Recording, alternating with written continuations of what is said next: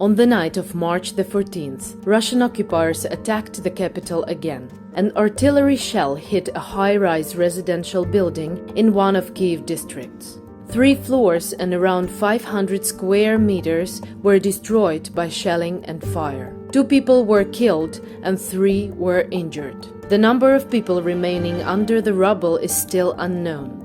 Ukrainian capital is a number 1 goal for the enemy. Despite all the fake statements about the successful offensive operations of Russian troops on Kyiv, the city is confidently defending itself on the 19th day of the war.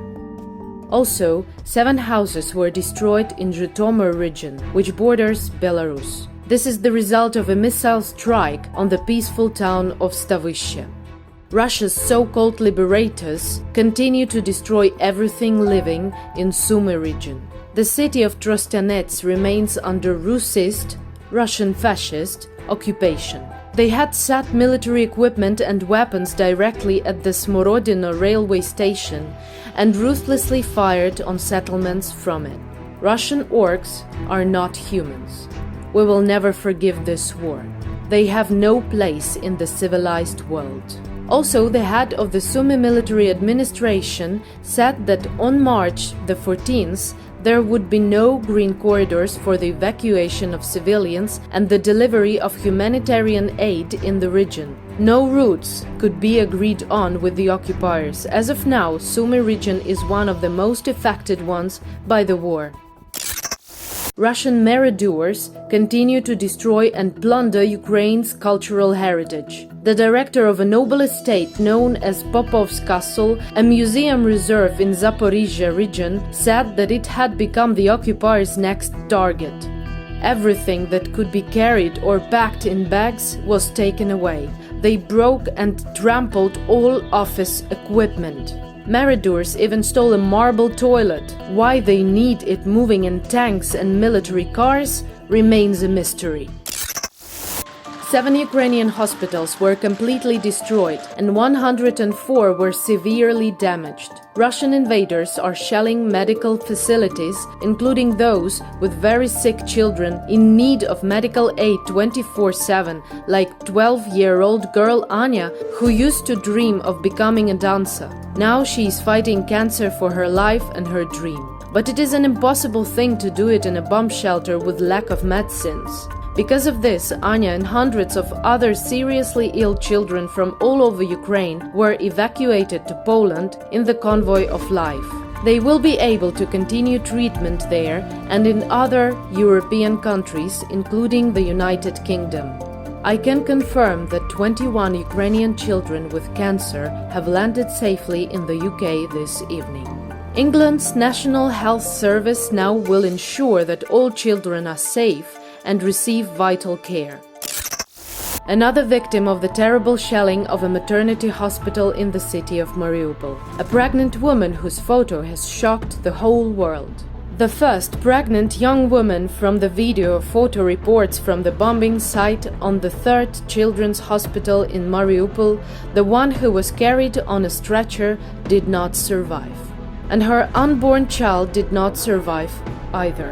Asa Dolina, a journalist of The Voice of America, wrote on his page. This is the 4th death caused by the Russian airstrike on a maternity hospital and children's hospital in Mariupol on March the 10th. However, the so-called Ruski Mir, meaning both peace and world in Russian, is still trying to justify the bombing of medical facilities with fake statements. They call this terrorist airstrike nothing more than a setting of Ukrainian side. They claim that the hospitals in which, in addition to the dead, 17 people were injured were the headquarters of the Azov battalion with its firing positions. Russia attacks not only physically. It has been waging an information war against the world and peace for a long time. Зона свободной торговли с Европой – это прямая сдача страны, ее разорение. В подгузниках 44 человека, небритых, пьяных, с теми же самыми шевронами.